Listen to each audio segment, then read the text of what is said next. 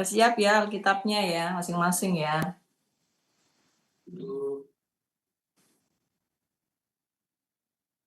Sehat kan semua di situ? Sehat ya.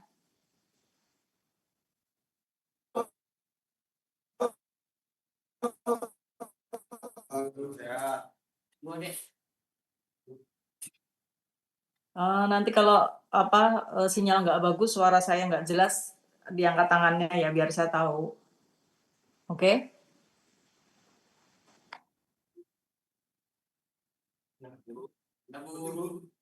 Ayo sekarang dibuka Amsal 18 ayat 21.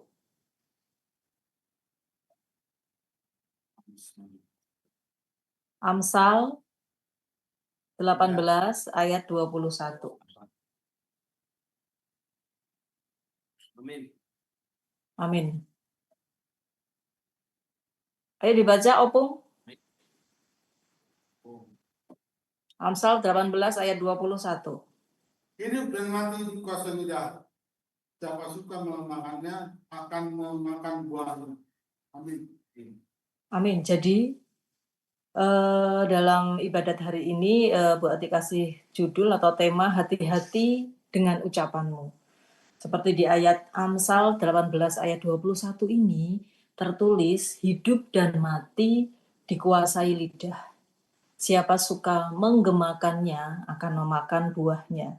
Jadi berhati-hatilah dengan apa yang kamu ucapkan. Orang itu bisa menilai diri kita itu dari perkataan. Kalau hatimu baik, hatimu bersih, perkataanmu pasti perkataan yang tidak menyakiti hati orang lain. Di dalam Lukas 6 ayat 45. Ayo dibuka lagi Lukas 6 ayat 45.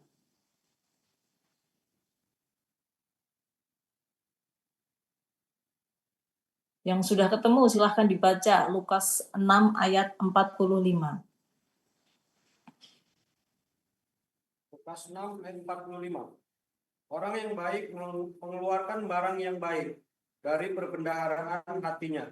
Yang baik dan orang yang jahat mengeluarkan barang yang jahat dari pembendaharaannya yang jahat.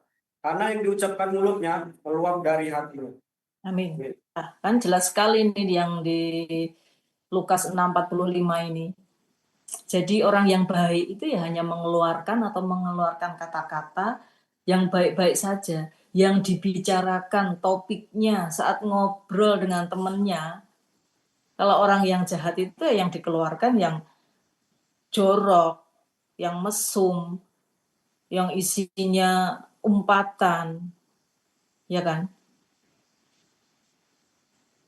Karena kita ini salah ngomong sedikit aja, akibatnya itu bisa luar biasa. Salah melangkah sedikit, akibatnya juga luar biasa. Oleh sebab itu, hari ini Bu Ati mengingatkan hati-hati dengan segala ucapanmu. Walaupun mungkin orang lain menyakitimu ya dengan kata-kata, dengan perbuatan yang kamu rasa ini udah nggak bisa ditoleransi ini. Omongannya kasar, perlakuannya kasar, tidak baik. Tetapi tertulis tadi di Lukas 6:45 bahwa orang yang baik itu mengeluarkan barang yang baik dan dari pembendaharaan hatinya yang baik, dan orang yang jahat mengeluarkan barang yang jahat. Jadi untuk apa kita ini sakit hati? Untuk apa kita ini menyimpan kata-kata orang yang tidak baik terhadap kita? Padahal orang yang mengeluarkan kata-kata yang tidak baik, yang ngata-ngatain kita, di dalam hatinya ini sebenarnya dia itu penuh luka. Sehingga luka-lukanya itu dikeluarkan, diungkapkan, dilampiaskan kepada kamu. Nah, sangat rugi kalau kamu itu sakit hati.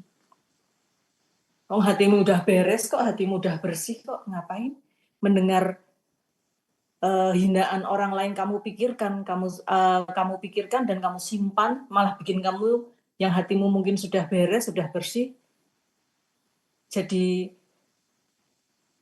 jahat lagi, jadi jelek lagi.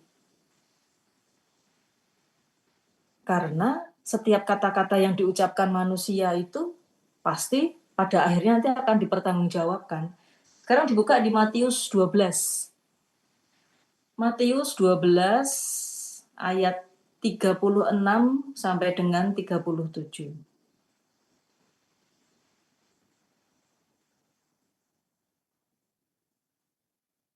Matius 12 ayat 36 sampai dengan 37. Kita baca sama-sama yuk, udah ketemu semua kan ya? Yuk, 1, 2, 3. Tetapi kami berkata kepadamu, setiap kata yang diucapkan orang terus dipertanggungjawabkan pada hati menghakimi, karena menurut ucapanmu karena engkau akan dibenarkan, dan menurut ucapanmu pula engkau akan dihukum. Oleh sebab itu, berhati-hatilah dengan apa yang engkau ucapkan. Salah sedikit aja bisa jadi barang bukti, bisa menjadikan kamu yang harusnya mungkin tidak berada di dalam lapas ini karena kesalahan dikit, karena memikirkan hal-hal yang tidak kamu pikirkan dulu gitu loh. Jadi melakukan perbuatan yang sudah tahu ini sebenarnya pada akhirnya akan membuat hidupku ini jadi tidak baik, tetapi karena kita ini tidak bisa mengendalikan diri, tidak bisa tidak bisa memutus gitu loh, memutus apa yang dibisikkan iblis di dalam diri kita. Karena mungkin kamu kurang dekat dengan Tuhan. Mungkin selama saat bebas, saat di luar, ke gereja aja jarang, apalagi baca firman Tuhan. Memang baca firman Tuhan itu mungkin karena bukunya atau kitabnya tebal sekali, sudah mungkin harus pakai kacamata, tulisannya kecil-kecil, jadi males baca. Tetapi kalau itu kamu tinggalkan, hidupmu nggak punya pegangan, terombang-ambing.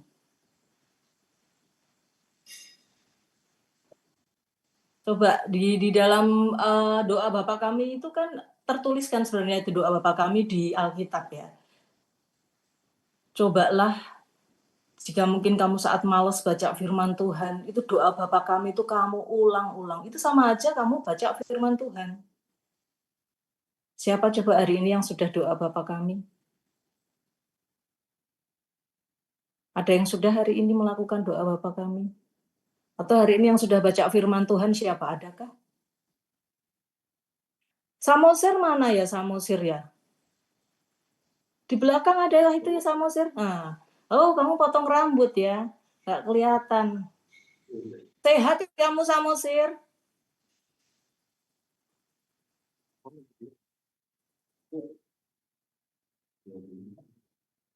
Setahu saya terakhir ketemu dengan Samosir itu dia udah baca firman Tuhannya itu sudah rutin ya. Masih kan ya Samosir ya baca firman Tuhan ya kamu ya? Teman-temannya itu dia ditularin semua, diajakin baca firman setiap hari ya, jangan sampai lupa. Oke? Yuk sekarang dibuka lagi Efesus 4 ayat 29. Efesus 4 ayat 29.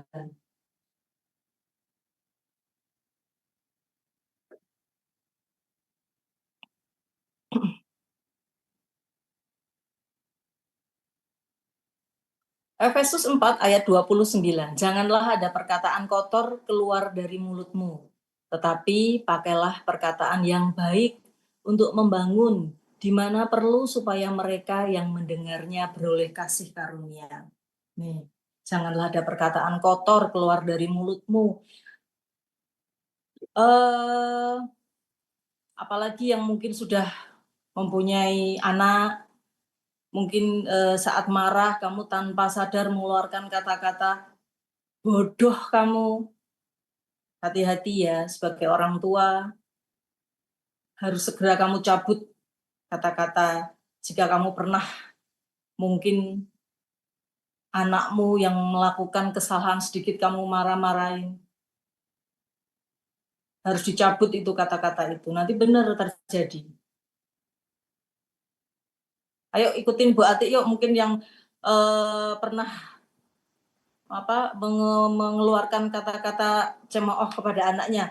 Di dalam nama Tuhan Yesus, aku mencabut. Tirukan kata-kata Bu Ati, di dalam nama Tuhan Yesus. Dalam nama Tuhan Yesus, Aku mencabut Cabut kata-kata kotor, kata kotor, kata-kata umpatan untuk anakku, kata umpatan untuk anakku, yang aku mungkin mengatakan bodoh. yang aku mungkin mengatakan bodoh. Cabut di dalam nama Tuhan Yesus. Cabut dalam nama Tuhan Yesus. Bahwa anakku, anak yang hebat, anak yang pintar, dan diberkati Tuhan. Amin. Berkati Tuhan. Amin. Jadi putus ya, yang kemarin mungkin kalian yang sudah mempunyai anak pernah ngomong yang jahat sama anakmu, sekarang sudah putus. Bagi yang belum mempunyai anak, mungkin dengan orang tua, mungkin dengan teman, itu harus kamu cabut loh. Kata-kata yang pernah keluar yang mungkin tidak kamu sengaja.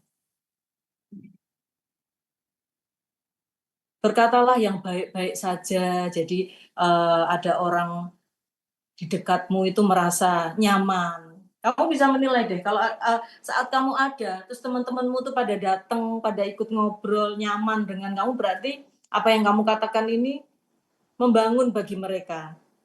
Jadi dibutuhkan gitu loh. Tapi jika saat kamu datang, temanmu pada bubar, nah hati-hati. Berarti ada aura atau hawa yang nggak menyenangkan di dalam dirimu. Yuk sekarang dibuka di Yakobus 3 ayat 5.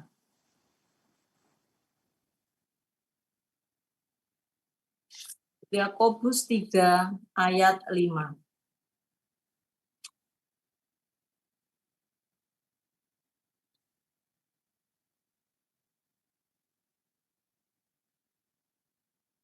Ayo Anugerah dibaca Yakobus 3 ayat 5.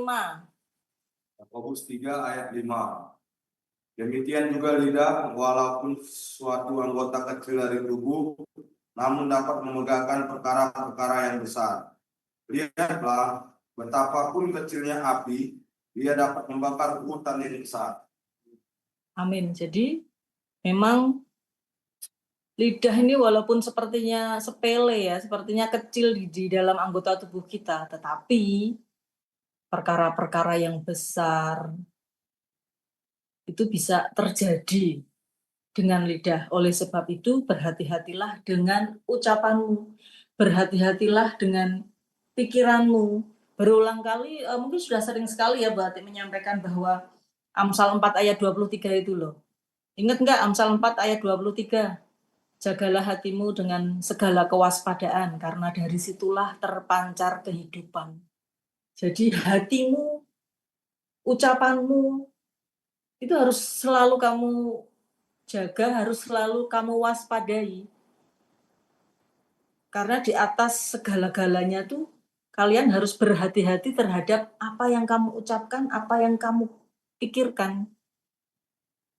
Karena pikiranmu, ucapanmu itu mengendalikan hidupmu. Masa depanmu tuh ada di bibirmu, ada di pikiranmu ini loh.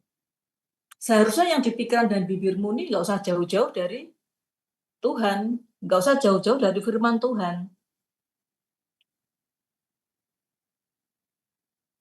Memang sekarang kondisinya saat ini kalian semua sebagai warga binaan yang nggak bisa kemana-mana, hanya terkurung di suatu tempat. Tetapi jangan berkecil hati, karena sudah terjadi dan memang harus dijalani. Bukankah Tuhan itu sudah menjanjikan, kalau engkau baik-baik mendengar suara Tuhan, Ulangan 28 itu loh, kalau engkau baik-baik mendengar suara Tuhan, engkau akan kuberkati.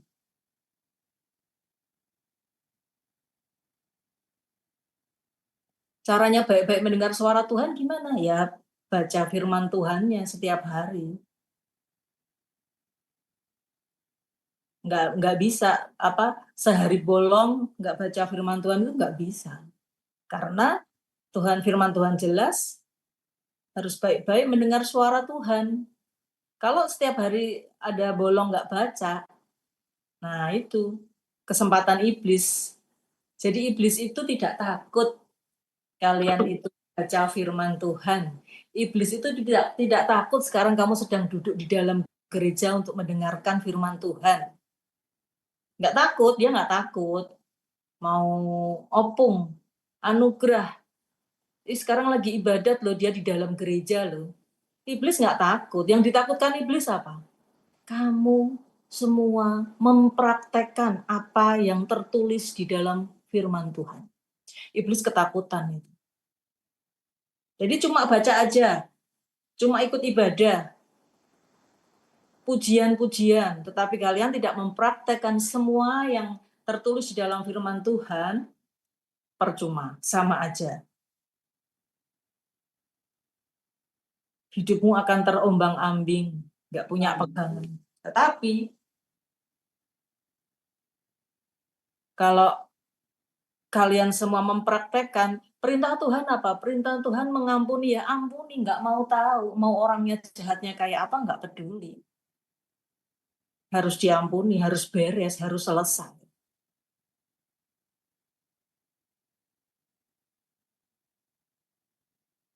Mau temennya setiap hari ada yang ngunjungin, ada yang bawain makanan setiap hari, nggak boleh iri, nggak apa-apa.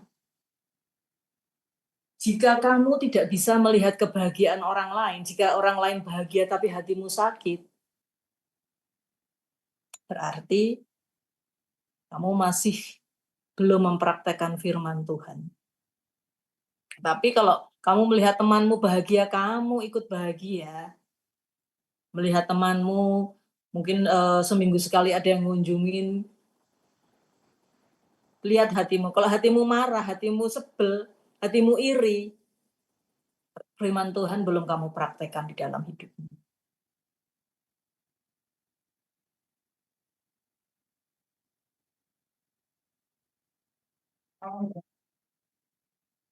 Masih dengar suara saya? Masih ya? Udah nggak putus-putus ya? Ini sini ada yang baru kah? Nggak ada kan ya? Ada nggak masuk, Bu? Baru tapi nggak masuk. Oh iya iya.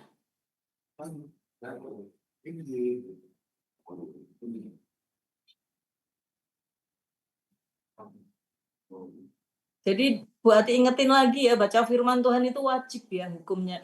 Dibaca, dipraktekkan. Jika mungkin tidak memungkinkan untuk baca firman Tuhan, doakanlah Bapa kami berulang kali. Kamu ulang-ulang. Mungkin kamu nggak sempat firman Tuhannya entah kemana, Bu. Kamu mungkin sedang di tempat yang tidak memungkinkan untuk baca firman Tuhan, kamu ucapin aja Bapa kami yang ada di surga. Itu berulang-ulang, itu sama saja dengan baca firman Tuhan, karena doa Bapa kami ada di Alkitab. Atau kamu ingat-ingat apa yang pernah ayat yang kamu hafalkan. Ada yang Amsal 4 ayat 23 tadi. Terus yang Amsal 18 ayat 21, kuasa lidah tadi. Coba diulang-ulang.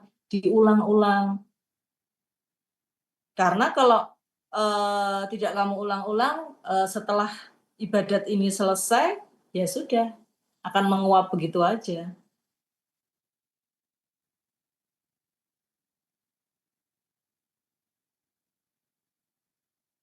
Jangan sampai hidupmu ini sudah sebagai warga binaan, tetapi nggak diisi dengan hal-hal yang mendekatkan diri sama Tuhan, kamu nanti keluar nggak punya bekal untuk mengisi kekosongan waktu daripada nggak ngapa-ngapain. Firman Tuhan aja yang kamu pegang, dibaca-baca, diulang-ulang. Mungkin yang Yohanes itu diapalin. Segala sesuatu kalau diulang-ulang dilakukan, itu akan menjadi kayak nyawamu itu di situ gitu loh. Kalau yang kamu ulang-ulang hanya mungkin kekecewaan, terus iri hati, dendam, yang kamu ulang-ulang hanya itu, aku bisa masuk di dalam sini gara-gara itu, ya nggak selesai-selesai, hidupmu akan seperti itu terus.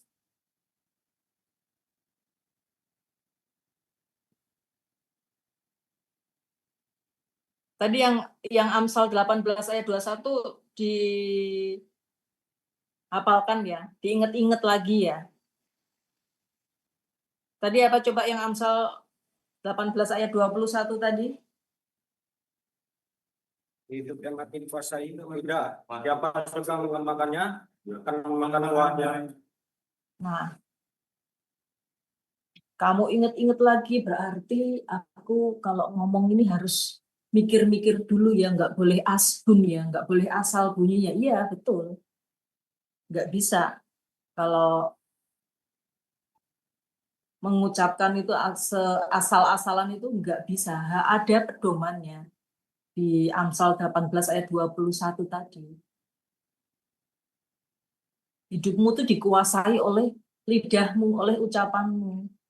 Hidupmu itu dikuasai oleh pikiranmu, apa yang kamu pikirkan saat ini. Kamu akan memetik buahnya di kemudian hari. Pikirannya pengen keluar, Bu, saya pengen keluar, Bu. Pengen keluar saja, tetapi kalau firman Tuhan masih belum kamu baca setiap hari, Bu Ati saran ini jangan buru-buru pengen keluar dulu. Karena kalau peganganmu belum kuat, kamu buru-buru keluar, nanti kamu bisa balik lagi di luar. Nanti banyak godaan, banyak bujukan, jual narkoba lagi saja, nanti dapat duitnya langsung banyak. Selalu kata-katanya yang baik-baik saja akan mendapat uang yang banyak. Selalu itu. Tapi resikonya itu jarang diomongkan. Resikonya nanti kalau kamu jualan narkoba nanti ketangkep loh. Kamu nanti nggak bisa kumpul anak istri, nggak ada. Resikonya nggak pernah disampaikan. Sehingga yang tidak punya pegangan tadi terombang-ambing. Oh iya ya, kerja cuma mungkin nggak nyampe 24 jam, langsung dapat duit banyak ya. Tuh. Kalau peganganmu nggak kuat itu akan seperti itu.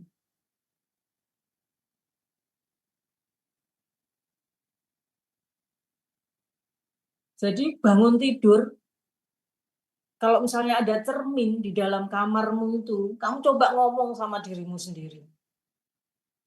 Aku ini walaupun warga binaan, tetapi aku ini anak Tuhan. Apa yang aku pikirkan dan aku ucapkan hanya mengenai firman Tuhan saja.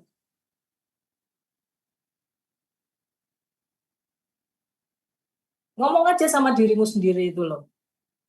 Kalau mungkin ngomong sama orang lain, ngomongnya jadi ngelantur, nggak benar, ngomong aja sama dirimu sendiri. Aku ini anak Tuhan, aku ini orang hebat, walaupun aku sebagai warga binaan, tetapi apa yang aku pikirkan, apa yang aku ucapkan, tidak jauh dari firman Tuhan.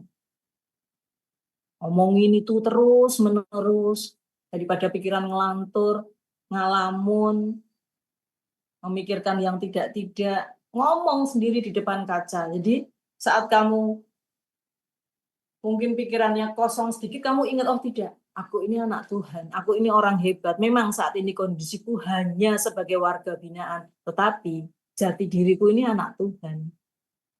Pilihannya hanya dua, anak Tuhan sama anak setan. Kalau kamu nggak mau jadi anak Tuhan, jadi anaknya setan. Hanya dua itu pilihannya, nggak ada yang tengah-tengah antara anak Tuhan sama anak setan, Bu, nggak ada. Yang tengah-tengah itu kalau dalam firman Tuhan di Wahyu itu akan dimuntahkan kan sama akan yang abu-abu itu nggak ada, harus hitam, hitam, putih, putih. Nggak ada yang kadang-kadang baik, Bu, kadang-kadang jahat, nggak bisa. Harus baik terus. Tetapi kita ini kan manusia biasa, Bu, iya. Contohnya Tuhan Yesus itu juga manusia, tetapi pendiriannya kuat.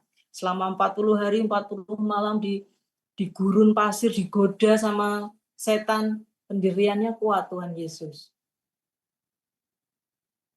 Kalau anak Tuhan ya harus mirip dengan Tuhan. Jangan anak Tuhan tapi mirip dengan setan, salah. No, bukan itu. Karena apa yang kita ucapkan, apa yang kita pikirkan itu ya kayak makanan gitu loh. Apa yang kamu makan? Setiap hari makananmu gorengan, setiap hari minumanmu kopi manis, teh manis, diabetes nanti kamu usia nggak nyampe 35 kamu bisa kena diabetes. Segala penyakit itu berasal dari kalau makanan gula, dari hatimu, dari pikiranmu. Pikirannya udah sehat nih, yang dipikirkan baik, tapi makananmu nggak beraturan, banyak gula, ya sakit pasti. Jadi harus seimbang. Sudah jaga makanan, pikirannya juga dijaga.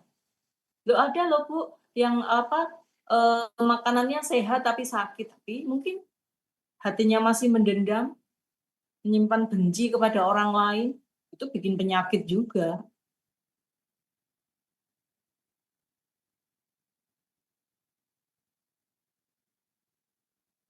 Sebagai anak Tuhan, itu harus memberi dampak kepada orang lain yang positif itu. Dampak perkataanmu itu harus yang baik.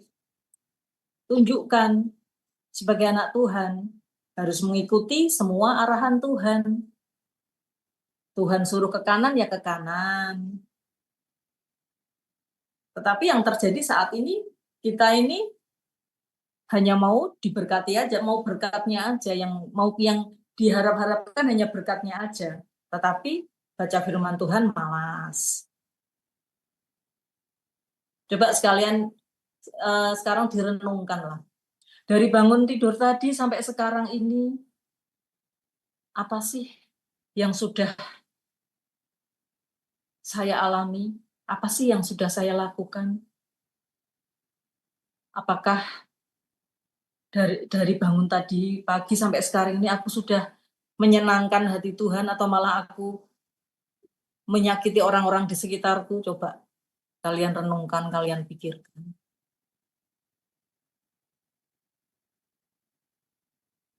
Tetapi kalau sekarang ini yang kamu pikirkan, enggak kok, aku pagi ini, hari ini, aku sudah bersyukur kepada Tuhan. Aku bersuka cita. Apapun yang terjadi dalam hidupku sekarang ini, aku bersuka cita. Kalau kamu sudah mempunyai pikiran seperti itu, luar biasa. Jangan pernah menyimpan dendam, sakit hati, kekecewaan, kemarahan. Kamu simpan-simpan, kamu sayang-sayang, enggak mau. Kalau belum minta maaf, aku enggak mau memaafkan orang itu. Itu nanti kamu jadi penyakit itu. Bisa sakit karena pikiranmu, hatimu tidak kamu lepaskan. Ada beberapa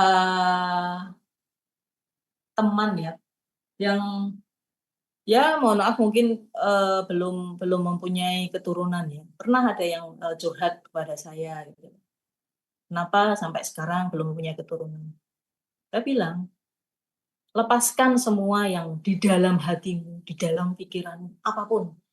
Dari kamu lahir hingga saat ini, coba direnungkan. Mungkin ada kesalahan orang lain yang masih mengganjal di dalam pikiran. Teman saya itu waktu itu dia diem terus dia, oh iya ya, nggak ada lah, ada orang yang masih maksudnya saya masih dendam, nggak ada, dia bilang. Ya coba kamu renungkan, kamu pikirkan.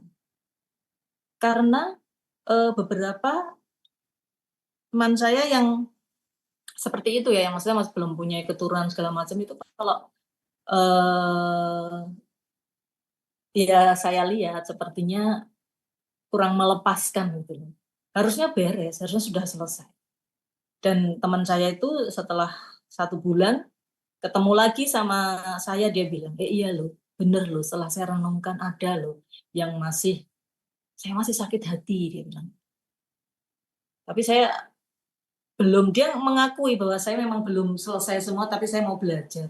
Saya tetap pelan-pelan akan mengampuni, ya, karena rugi. Yang rugi dirimu sendiri.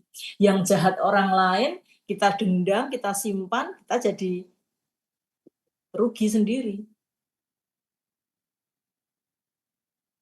Ada lagi, saya tuh mempunyai keinginan ya, ada sesuatu keinginan yang saya minta sama Tuhan. Saya berdoa, kalau di agama saya Katolik itu ada yang doa Bapa Kami itu sampai 77 kali.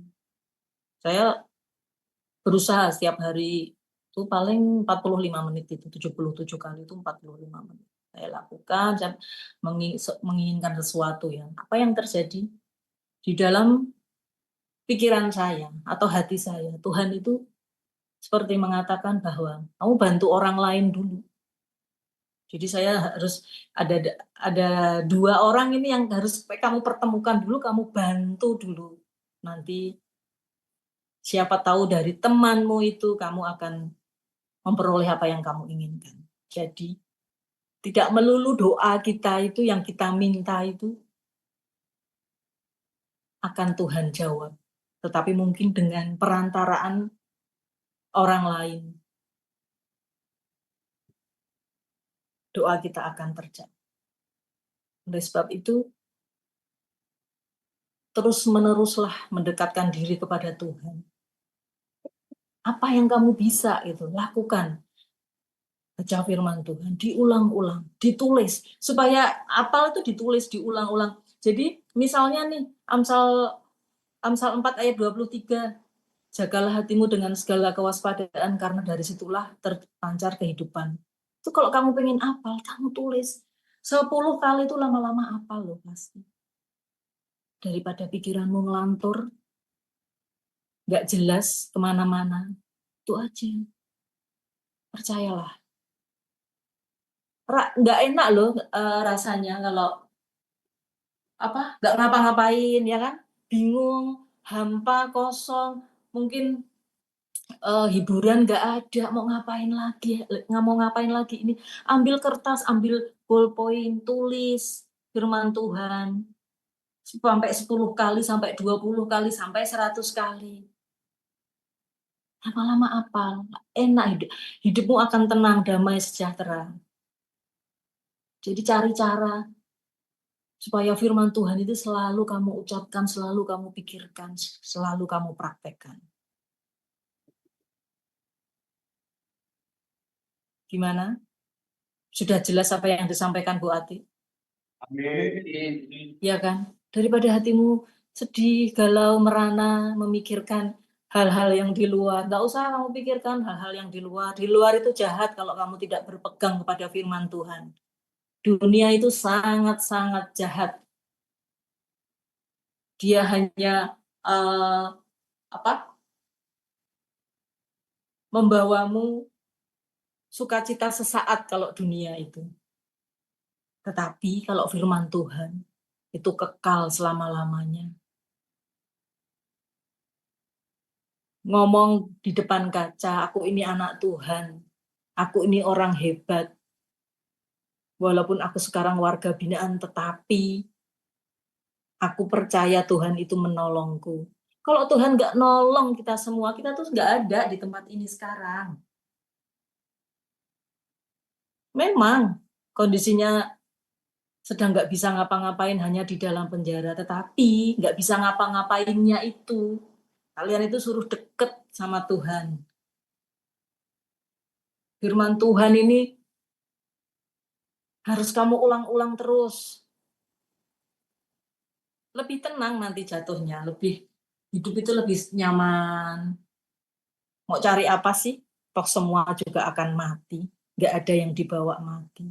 Apa yang kamu perjuangkan, apa yang kamu harapkan, nggak usah mati-matian kamu kejar kalau besok nggak akan dibawa mati.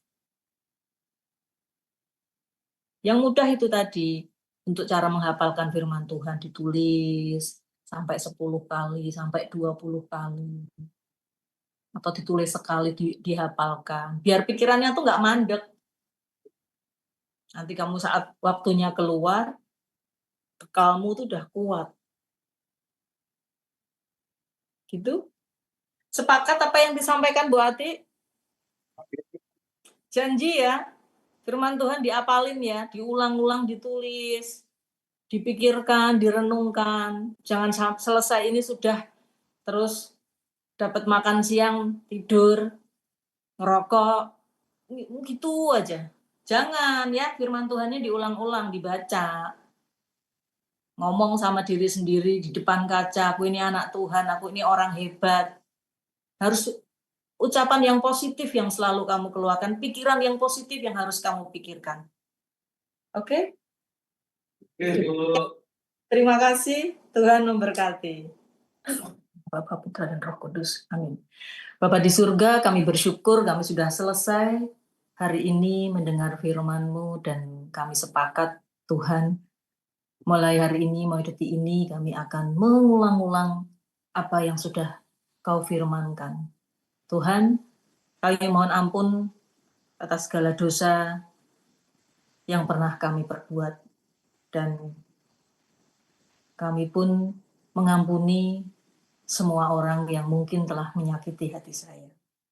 Tuhan, berkati kami, orang-orang yang kami sayangi semua, sehingga kami semua bisa memberkati orang lain. Tuhan, kiranya Engkau berkenan selalu membersamai kami dimanapun kami berada. Terima berkat, Tuhan memberkati Engkau dan melindungi Engkau. Tuhan menyinari Engkau dengan wajah-Nya dan memberikan Engkau kasih karunia. Tuhan menghadapkan wajah-Nya kepadamu dan memberi Engkau damai sejahtera. Amin, amin. Sampai jumpa lagi. Dari KKS kirim makan siang ya di situ ya.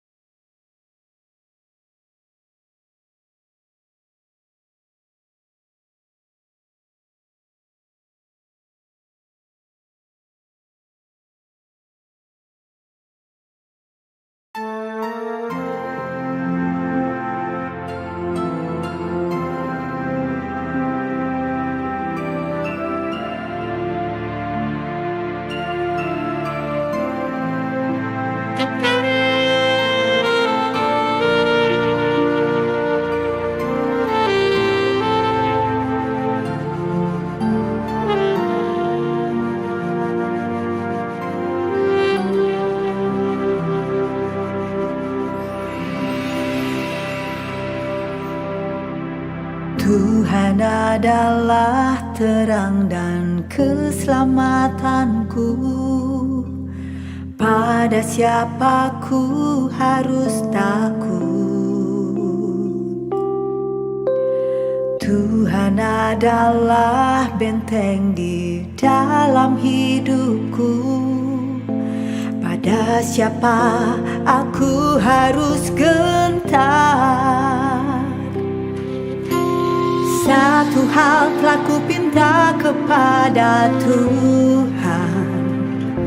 Itulah yang ku ingini, diam di rumah Tuhan seumur hidup, menyaksikan kemurahan Tuhan, menikmati baik kudusnya, lindungi ku dalam pondoknya.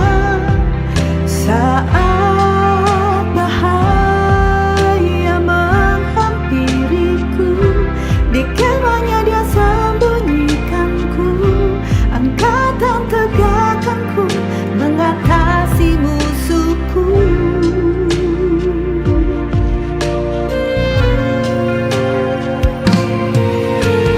Tuhan adalah benteng di dalam hidupku.